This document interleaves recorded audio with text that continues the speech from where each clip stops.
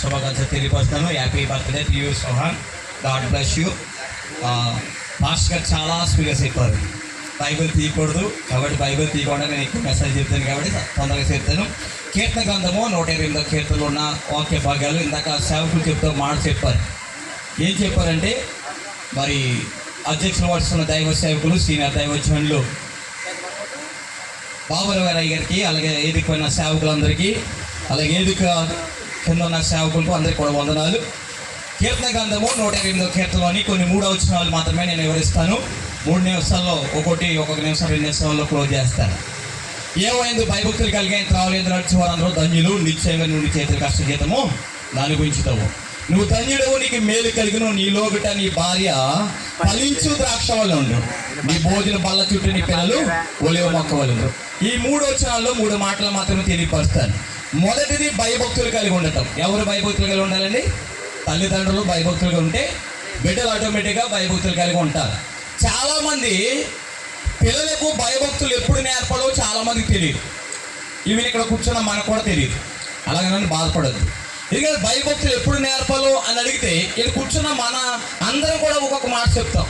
ఏమంటామంటే ఒకరు సంవత్సరము, ఒకరు 2 సంవత్సరాలు, 3 సంవత్సరాలు అంటారు కదండి. ఎన్ని సంవత్సరాలు భయభక్తులు చెప్పాలండి? అయ్యా ఎన్ని సంవత్సరాలు భయభక్తులు చెప్పాలి? ఈ క్వశ్చన్స్ చేసే టైం కాదు కాబట్టి నేను చెప్తున్న మాట ఏంటంటే, చిన్న పిల్లలను భయభక్తులు అనేది ఎప్పుడు నేర్పాలంటే, నేనంటాను నా యొక్క దేవుడిచ్చిన జ్ఞానాన్ని బట్టి పిల్లలకు పెద్దగా భయభక్తులు నేర్పాల్సిన అవసరం లేదు అంటున్నాను నేను.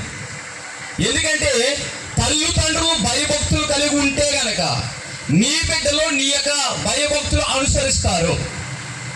ఎవరైతే తల్లిదండ్రులు భయభక్తులు కలిగి ఉంటే గనక ఆ బిడ్డలు కూడా భయభక్తులు కలిగిన బిడ్డలు ఉంటారు. చూడండి, జకరియా, ఎలిషబెత్ యెహోవాను భయభక్తులు సకల విధముల కన్నా ధర్మములు అలా నీతిగా న్యాయంగా ఉండడం చేత ఈ మార్గాన్ని సరళం చేసిన యోహాను గారు పుట్టారు. దేవుని యొక్క మార్గాన్ని సరళం చేసిన యోహాను గారు పుట్టారు. ఆయన ఎప్పుడు భయభక్తులు నేర్చుకున్నాడు అంటే కనుక చూడండి, ఆ లూకా సువార్త 1:40 మనం చూస్తాము. ఆయన గర్భంలో ఉన్నప్పుడే పరిశుద్ధాత్మతో నిండుకున్నవాడే గొంతులు వేశాడు. ఎందుకు గొంతులు వేశాడు? మీరు గమనించండి జాగ్రత్త తల్లిదండ్రులు. మనము పిల్లలు గర్భంలో ఉన్నప్పుడు నువ్వేమి చేస్తున్నావో వాడు బయటకు వచ్చి అదే చేస్తాడు. గర్భంలో ఉన్నప్పుడు నువ్వు టీవీలు చూస్తే, సినిమాలు చూస్తే, అల్లరి మాట్లాడితే వాడు కూడా బయటకు వచ్చి అయ్యే పనులు చేస్తాడు. తర్వాత కొట్టవలసిన అవసరం లేదు. ఎందుకంటే